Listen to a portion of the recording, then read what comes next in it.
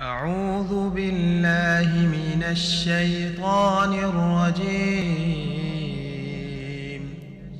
بسم الله الرحمن الرحيم.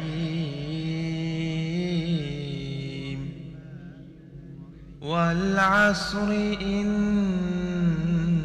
الإنسان لفي خسر إلا الذين آمنوا وعملوا الصالحات وتواصوا بالحق وتواصوا بالصبر.